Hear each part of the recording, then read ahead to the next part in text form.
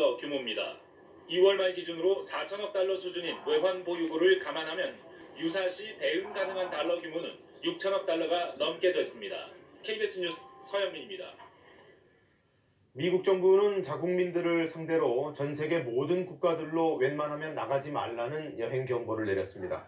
해외에 있는 미국인들에게도 귀국을 권고했습니다. 보도에 김웅규 특파원입니다. 미국 내 코로나19 확진자 수가 잠정 11,000명을 넘어섰습니다. 사망자는 157명입니다. 걷잡을 수 없이 감염자 수가 치솟자 미 국무부는 미국인들에게 해외여행을 사실상 금지시켰습니다. 여행 경보를 최고 단계인 4단계로 올려 여행 금지를 권고한 겁니다. 해외 체류 중인 미국인들에겐 미국으로 돌아오라고 했습니다. 트럼프 대통령은 코로나19 감염자 치료에 아직 승인되지 않았지만 효과가 있을 수 있는 방법을 쓸 수 있음을 내비쳤습니다. The treatments that will be able to reduce the severity or duration of the symptoms, make people better. Essentially, we're looking at things to make people better. 말라리아 치료제와 혈장 치료법이 그것입니다. 미 식품의약국은 이 방법들이 효과를 볼 수 있지만 아직 승인되지 않았다며 신중합니다. It's another thing that we're looking at. Over the next couple weeks, we'll have more information that we're really pushing hard to try to accelerate that. 코로나19 환자들이 폭증하자 의료 장비 부족을 호소하는 목소리도 미국 곳곳에서 나오고 있습니다. 조지아주의 한 병원은 마스크가 부족해 의료진이 찢어진 마스크를 기워서 사용하고 있다고 CNN은 전한 바 있습니다.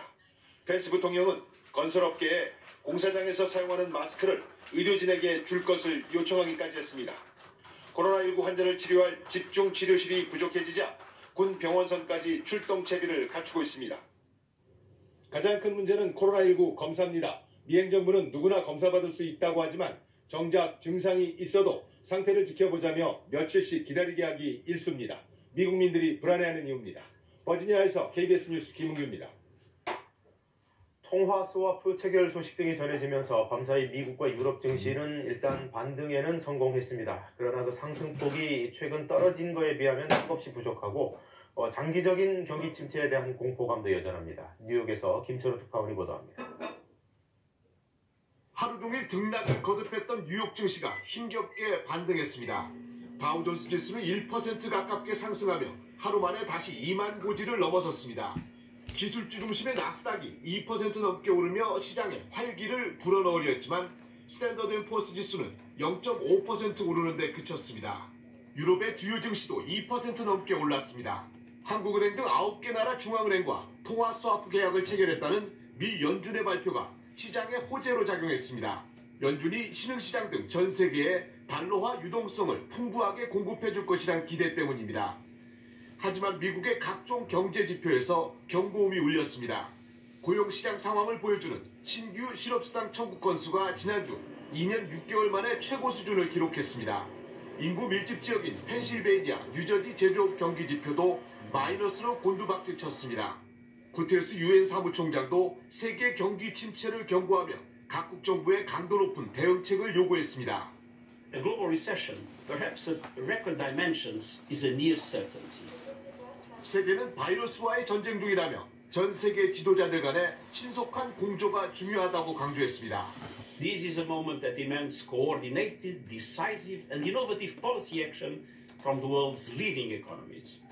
미국의 대형 금융회사인 뱅크 오브 아메리카도 경제가 이미 경기 침체에 빠졌고 다음 달에 최저점을 찍을 수 있다며 정부의 상한선 없는 부양책 사용을 촉구했습니다. 뉴욕에서 KBS 뉴스 김철호입니다. 코로나19 국민들의 건강도 건강이지만 경제에 대한 걱정도 이만저만이 아닙니다. 정부가 방역 중대본을 꾸렸던 것처럼 경제 중대본도 꾸렸습니다.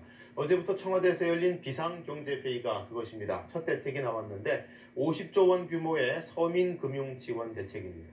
자세한 내용을 살펴볼까요? 먼저 중소기업과 자영업자, 소상공인들에 대한 금융지원 방안입니다. 이들에게 제공되는 연 1.5%의 초저금리 대출을 12조 원 규모로 확대한다는 내용이 골자입니다. 특히 지금까지는 신용등급이 낮거나 기존 대출이 많으면 거절되고는 했는데요. 7등급 이하 저신용자의 경우에도 소상공인 시장진흥공단 측에서 전담해서 대출을 내주기로 했습니다. 그 밖에 모든 시중은행에서 대출을 해주되 금리는 모두 연 1.5%로 통일하고 이자 차액은 정부가 대납하기로 했습니다. 대출을 받기 위해 가장 중요한 보증 요건도 완화됩니다. 보증받는 데 어려움이 있었던 연매출 1억 원 이하 소상공인 전용 보증 프로그램을 3조 원 규모로 마련하기로 했습니다. 또 한시가 급한 사람들에게 이 지원책이 그림의 떡이 되지 않도록 심사 절차도 최소화하기로 했습니다. 상환도 밀어줍니다. 은행, 카드사, 저축은행 등 모든 금융기관에서 6개월 동안 원금 상환을 미루고 또 이자 내는 것도 유예할 수 있습니다. 코로나19로 매출 피해를 봤던 사업주는 일부 업종과 부실이 있는 경우를 제외하고는 모두 대상이 된다고 보시면 되겠습니다. 자, 이번 대책은 일부고 더 파격적인 추가 대책도 있을 수 있음을 정부는 시사하고 있습니다. 실업대책, 긴급재난소득 방안도 추진 중인데요. 정부가 그리고 있는 큰 그림들 이병도 기자가 전해드립니다. 2008년 금융위기 이후 12년 만에 열린 대통령 주재 비상경제회의. 문 대통령은 비상정부체제로 전환을 선언했는데 신속한 결정과 과감한 행동을 강조했습니다. 결연한 의지를 다집니다. 비상경제회의는 논의와 검토가 아니라 결정하고 행동하는 회의가 되어야 할 것입니다. 그 첫 결정은 50조 원 서민금융 지원입니다. 큰 타격을 입고 있는 중소기업과 소상공인, 자영업자에게 저금리로 쉽게 돈을 빌려주고 대출 만기 연장, 이자 납부 유예를 시행하는 겁니다. 문 대통령은 특히 대출 심사 간소화를 주문했습니다. 아무리 좋은 대책도 현장에서 제대로 작동되어야 의미가 있습니다. 오늘 마련하는 금융 지원들이 하루가 급한 사람들에게 그림의 떡이 되어서는 안 됩니다. 오늘 조치는 필요 대책의 일부일 뿐이다. 코로나 실업 지원책을 고민하겠다며 파격적 추가 대책도 예고했습니다. 국민의 삶이 무너지는 것을 막는 것이 최우선입니다. 조속한 시일 내에 실효성이 있는 취약계층 지원 방안이 논의될 수 있도록 이에 따라 청와대는 긴급 재난소득 방안을 마련하는 데 속도를 내고 있습니다. 취약계층 선별 지급 방안과 전국민 지급 방안, 지자체와 정부 간 예산 혹은 기금 활용 방안 등이 검토되고 있는데 청와대는 늦어도 다음 달 초 정도엔 비상경제회의에 이 안건을 상정할 계획입니다. KBS 뉴스 이병도입니다. 이탈리아에서는 사망자 수가 3,400명으로 늘어 중국을 넘었습니다. 나라 전역에선 코로나19 종식을 염원하고 피해자를 위로하는 기도가 열렸는데 이동 제한령으로 각자 집에서 진행됐습니다. 유광석 특파원입니다. 이탈리아에서 하루 만에 또 427명이 숨졌습니다. 누적 사망자 수는 3,400여 명이 됐습니다. 중국의 사망자 수 3,200여 명을 넘어섰습니다. 누적 확진자 수는 5,300여 명이 늘어 4만 1,000여 명이 됐습니다. 하루에 5,000명 이상 새로 환자가 나온 것도 처음입니다. 치명률은 8.3%로 우리나라의 8배의 수준입니다. 2.498 sono in terapia intensiva, pari all'8% del totale. Purtroppo oggi registriamo 427 nuovi decedi. 의료진 사망도 늘고 있습니다. 지금까지 14명이 숨졌습니다. 확진 판정을 받은 의사는 2,600여 명에 이릅니다. 이탈리아 정부는 다음 달 3일까지인 전국 이동 제한과 휴교령을 연장하기로 하고 세부 사항을 검토하고 있습니다. 이탈리아 전역에서는 코로나19 종식을 염원하고 피해자를 위로하는 기도가 진행됐습니다. 이른바 이탈리아를 위한 기도. 이탈리아 주교회의가 제안했고 가톨릭 신자들이 자발적으로 참여했습니다. 전국에 내려진 이동 제한령 때문에 신자들은 각자 집에서 기도를 드렸습니다. 기도하는 집 밖에는 하얀 천과 촛불이 놓였습니다. 이날은 성요셉 대축일이자 아버지의 날이었습니다. 프란치스코 교황도 함께 마음을 모아 기도했습니다. 베를린에서 KBS 뉴스 유광석입니다. 네, 어제 울산에서 발생한 산불 관련해서 전해드립니다. 주민 4천여 명이 대피한 가운데 소방당국이 조금 전부터 헬기를 동원해서 진화 작업 중인데요. 현재 상황 어떤지 취재기자 연결해 보겠습니다. 남미경 기자, 현재 상황 전해주시죠. 네, 어제 큰 불은 잡혔지만 야산 곳곳에서 아직 불씨들이 많이 남아 있습니다. 다행히 밤사이 바람이 약해져 주변으로 확산이 줄어든 상황입니다. 소방당국은 조금 전인 오전 6시 30분부터 산림 헬기 20대를 동원하고 경찰과 소방대원 등 인력 2,000여 명을 투입해 진화에 나섰습니다. 어제 오후 1시 50분쯤 울산 울주군 운총면 울산 예술고등학교 인근 주택 주변에서 시작된 불이 바람을 타고 야산으로 옮겨 붙었습니다. 불은 강한 바람을 타고 인근 아파트 단지와 주택 주변으로 확산했습니다. 이 때문에 산림당국은 1,600세대 아파트 단지와 상정마을, 화정마을에 사는 주민 4,000여 명에게 대피를 안내했습니다. 다행히 밤사이 민가로 옮겨 붙는 피해는 없었지만 산림 피해 규모가 100헥타르가량으로 추정됩니다. 한편 어제 산불 진화에 나섰다 추락한 헬기에서 실종된 부기장의 생사는 아직 확인되지 않고 있습니다. 소방당국은 오전 6시부터 구조대원 등을 투입해 수중 수색도 재개했습니다. 하지만 수심 7m의 정수장 바닥에 가라앉은 동체가 나뭇가지에 엉켜있고 바닥에 진흙이 많아서 수중 수색에 어려움을 겪고 있습니다. 어제 구조된 기장 A씨는 산비탈에서 나뭇가지를 잡고 매달려 있다 구조돼 현재 병원에서 치료를 받고 있습니다. KBS 뉴스 남미경입니다. 이런 태풍급 강풍에 산불뿐만 아니라 전국에서 많은 피해가 잇따랐는데요. 오늘은 바람 어떨지 기상센터 연결해서 알아보겠습니다. 베이지 캐스터, 오늘도 강풍 주의해야 할까요? 네, 그렇습니다. 아직 긴장을 늦추기는 이릅니다. 지금 바람이 많이 잦아들긴 했지만 여전히 강원 영동 지역으로는 초속 10m 안팎의 다소 강한 바람이 불고 있고요. 울릉도와 독도에는 강풍 경보가 내려져 있습니다. 강원 영동 지역은 오늘 밤부터 다시 바람이 거세질 것으로 보입니다.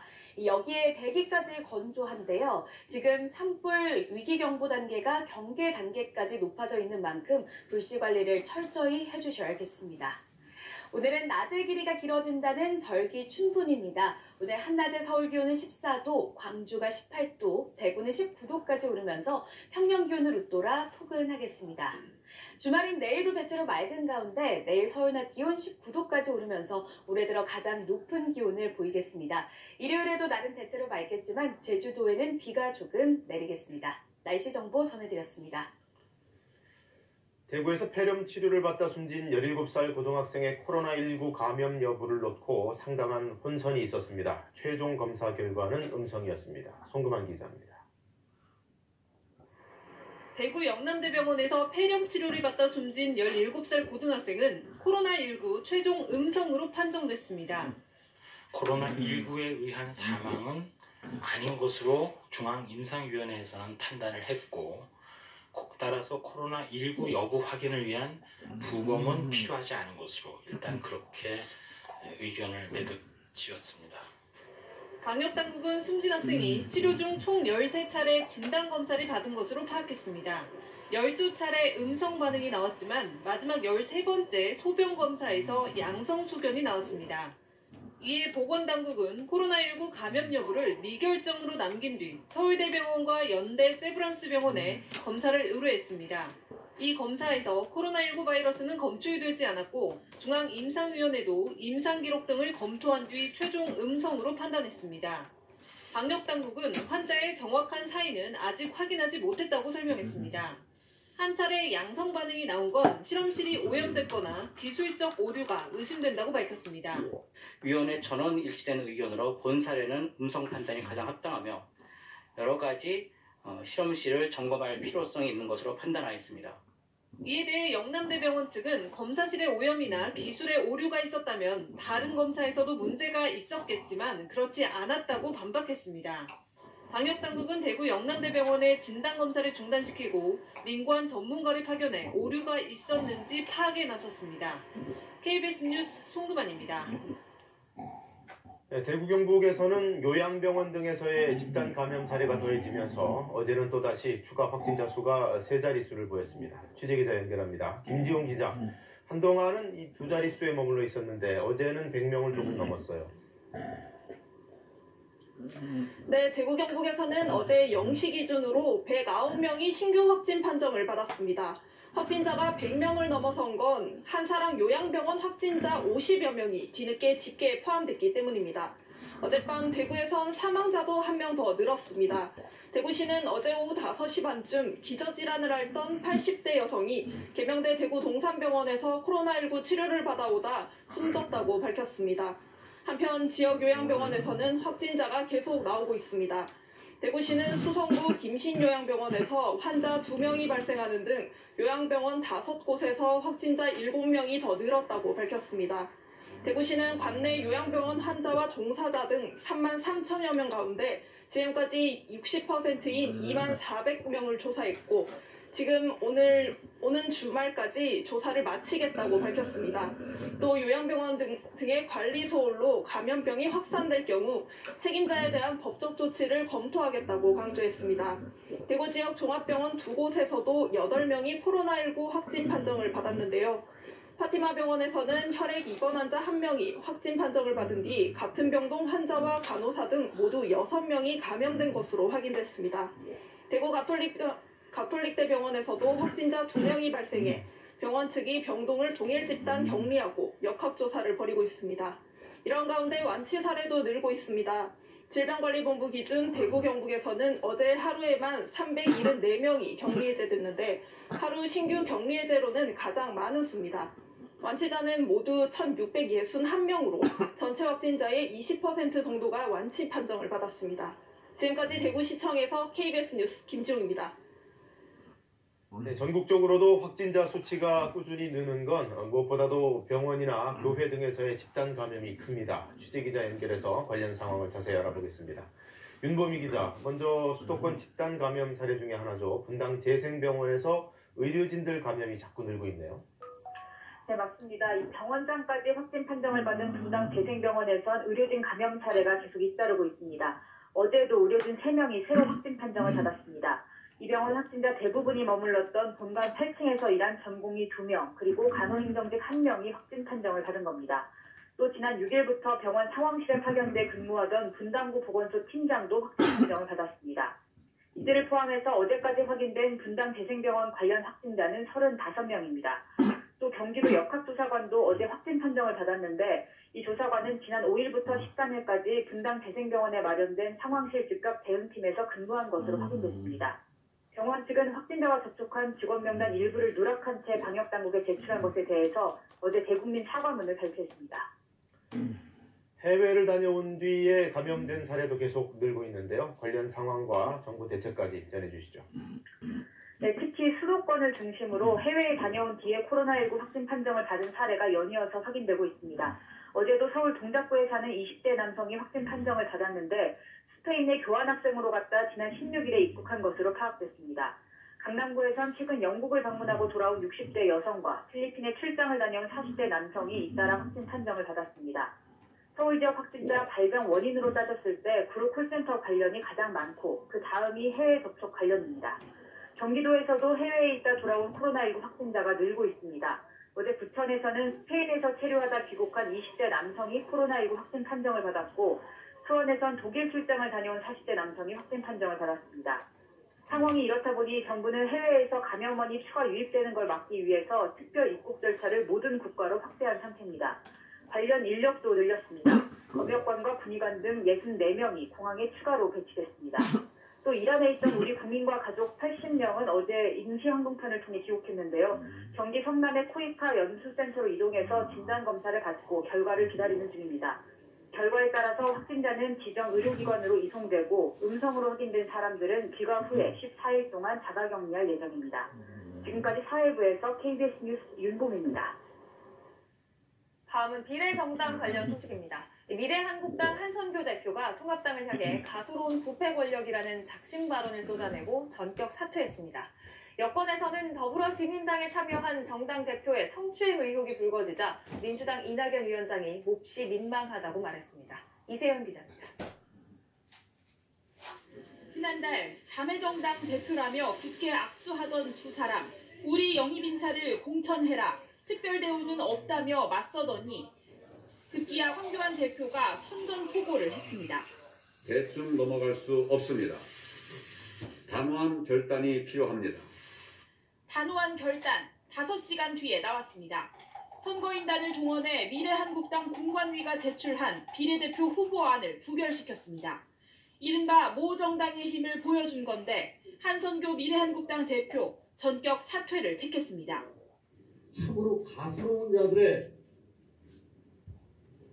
그 상태 저는 막히고 말았습니다.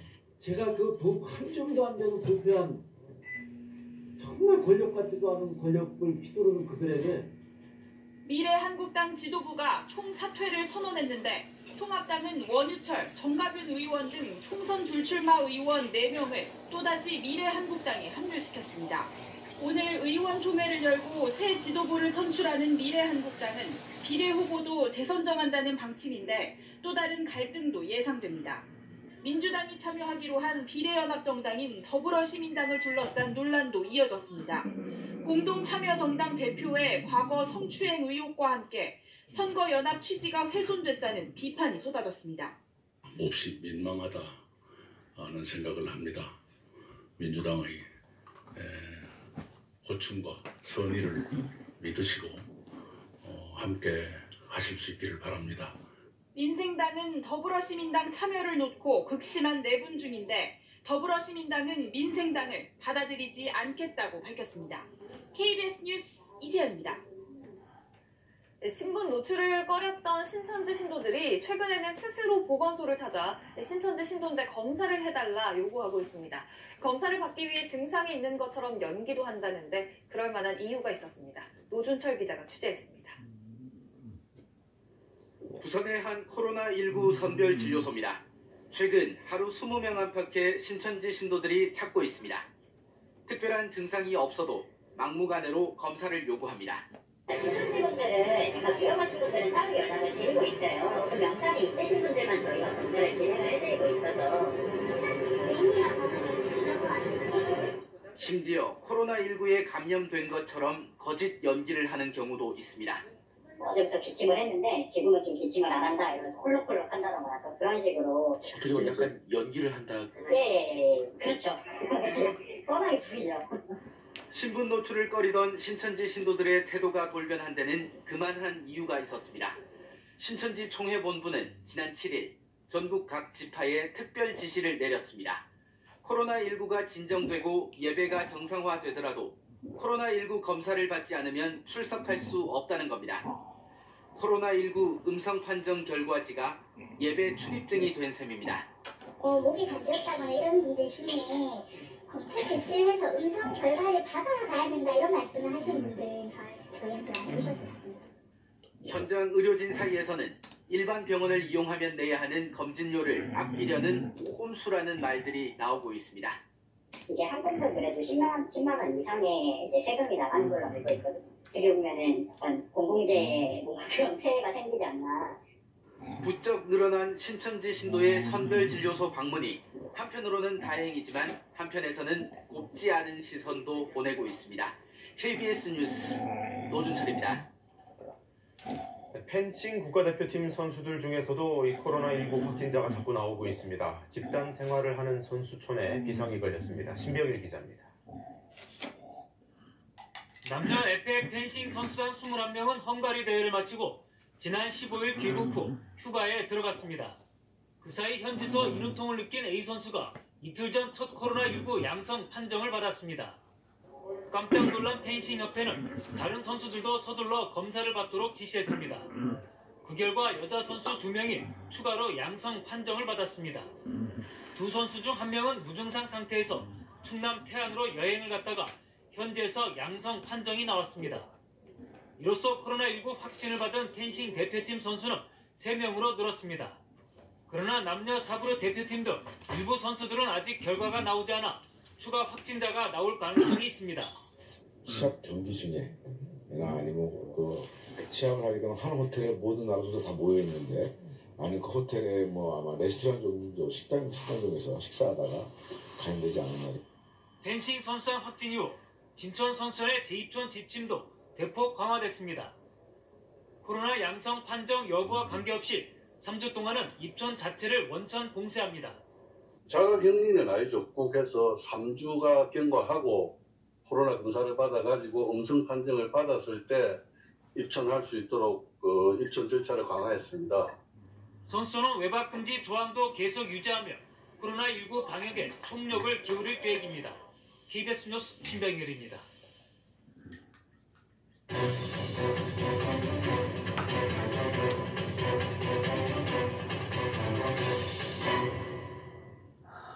네, 이번에는 재난방송센터 연결해 그래픽을 보면서 코로나19 상황 전반적으로 점검해 보겠습니다. 김민경 기자, 사망자 수가 조금씩 계속 늘어서 어느덧 100명 가까이 됐네요. 네, 어제 오전 방역본부의 발표 이후로 사망자가 3명 더 늘었습니다. 현재까지 모두 94명으로 집계됐습니다. 확진자는 어제 0시 기준으로 8,565명으로 전날보다 지금 신규 확진자가 152명 늘었습니다. 닷새 만에 신규 확진자가 다시 100명대로 늘어난 건데요. 지난 11일 이후 가장 많았습니다. 이 152명의 신규 확진자를 지역별로 살펴보면 대구가 97명으로 전체의 64%를 차지하고 있고요. 경기도가 18명, 서울이 12명으로 수도권이 전체의 20% 정도입니다. 지금 대구 지역으로 확진자가 다소 늘어난 모습인데요. 실제로 하루 신규 확진자의 추이를 봤을 때 지금 붉은색으로 나타나고 있는 대구 경북 지역의 경우 신규 확진자가 줄어들다가 최근 이틀 사이에 증가하는 경향을 보이고 있습니다. 사흘 전에 발생한 한사랑 요양병원 등 요양시설의 영향으로 분석됩니다. 수도권은 지금 파란색으로 표시되고 있는데요. 역시 교회와 병원에서 집단 감염이 잇따르면서 신규 감염이 지속되고 있는 모습입니다. 게다가 최근 두드러진 특징은 지금 노란색으로 표시되고 있는 검역입니다. 검역에서 추가된 확진자가 어제도 5명이 더 늘었는데요. 해외에서 유입되는 사례가 나흘째 연속해서 발생하고 있습니다. 아무래도 세계적인 대유행 단계에 접어든 만큼 그 영향을 이제 본격적으로 받고 있는 거겠네요. 네, 특히 이번 주에는 유럽뿐 아니라 아프리카나 미국을 방문한 뒤에 감염돼서 귀국한 사례까지 발생했습니다.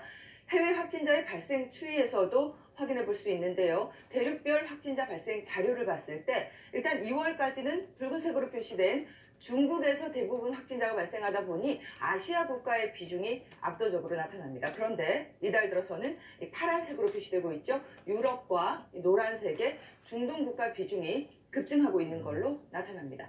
실제로 지금 이탈리아는 확진자 수가 4만 명을 넘어섰고요. 사망자 수가 3,400여 명으로 중국보다 더 많습니다. 또 이란과 스페인, 독일에 이어서 미국도 확진자가 10,000명을 넘었습니다. 해외에서의 유입에 대한 더욱더 특별한 경계가 필요한 시기입니다.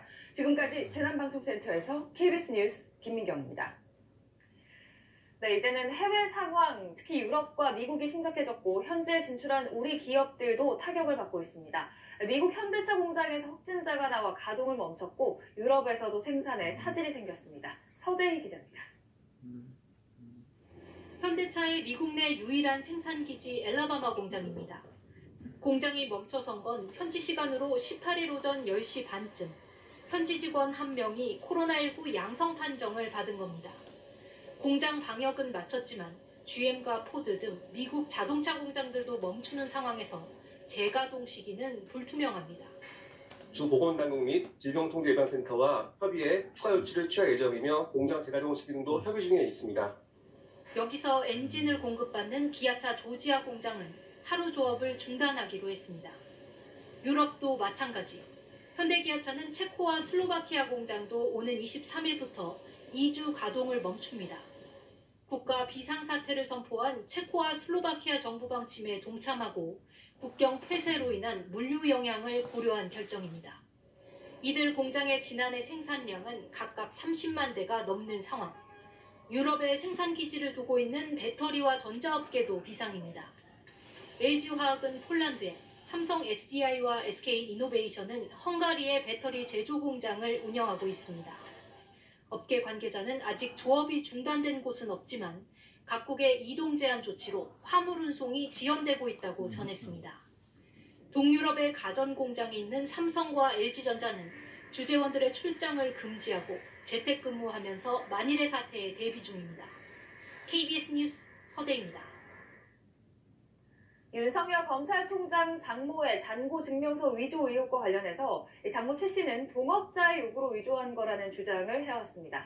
어제 이 동업자가 검찰에 출석해 최 씨가 직접 위조한 거라고 거듭 밝혔습니다. 김수연 기자입니다. 윤석열 검찰총장의 장모 최모 씨가 사문서를 위조했다는 진정과 관련해 검찰이 어제 최 씨의 전 동업자 안모 씨를 소환 조사했습니다. 진정이 들어온 지 약 6달 만입니다. 안 씨는 최 씨와 동업해 지난 2013년 40억 원가량의 부동산을 함께 매입한 인물입니다. 이후 자금 문제로 두 사람 사이에 분쟁이 일어나 열린 재판에서 자금 조달을 위해 사용했던 350억 원가량의 잔고 증명서 넉 장이 최 씨가 위조한 것이라는 사실이 밝혀졌습니다. 이 재판에서 최 씨는 안 씨가 가짜라도 좋으니 해달라고 부탁해서 만들어줬다고 주장했습니다. 그러나 어제 검찰에 출석한 안 씨는 최 씨의 주장을 거듭 반박했습니다. 전번에 재판할 때도 제가 말씀드렸고 지금 여기 검찰 들어가서도 제가 말씀드릴 거예요. 선생님께서는 지시하신 적이 없다. 네. 또 당시 최 씨가 사위인 윤석열 총장을 언급하며 동업을 제의했다고도 말했습니다. 사위가 거의 공직자고 딸이 군인데 그때 딸이 이제 교수라고 그런 거의 집이 있는 내가 안사를 피해를 주겠냐. 당초 그제 출석할 것으로 알려졌던 최 씨는 검찰에 나오지 않았고 입장을 묻는 취재진의 연락에도 답하지 않았습니다.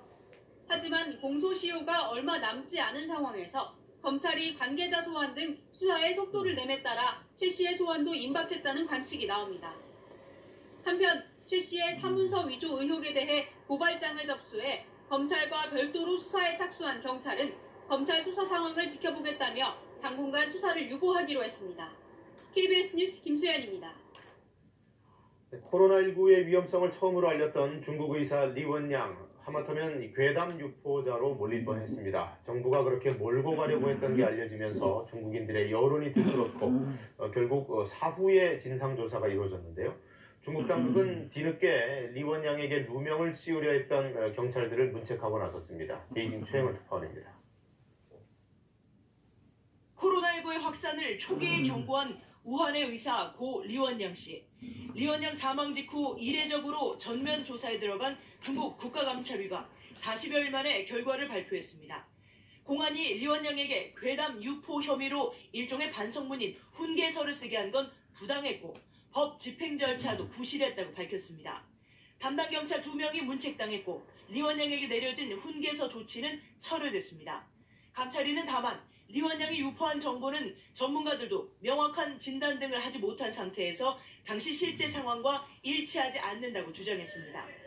그러면서도 리원양은 성실한 공산당원으로서 전염병 방제에 공헌한 인물이라며 일부 적대 세력이 반체제 영웅 등의 딱지를 붙이는 건 사실과 맞지 않는다고 강조했습니다. 리원양 사망 이후 분출한 언론 자유의 요구 등을 경계하면서 민심을 추스리려는 의도로 풀이됩니다. 하지만 일부 네티즌들은 조사 결과가 부실하다며 싸늘한 반응을 보이고 있습니다. 여기에 최근 초기 정부가 은폐돼 방역의 골든타임을 놓쳤다는 리원양의 동료 의사 인터뷰도 삭제된 것으로 드러나 중국 당국에 대한 비판이 이어지고 있습니다. 이런 가운데 시진핑 주석의 우한 방문 당시 10명대로 줄어든 신규 확진자 수는 조작된 것이라는 증언이 나왔습니다. 일본 교도통신은 우한의 한 의사를 인용해 당시 코로나19 검사가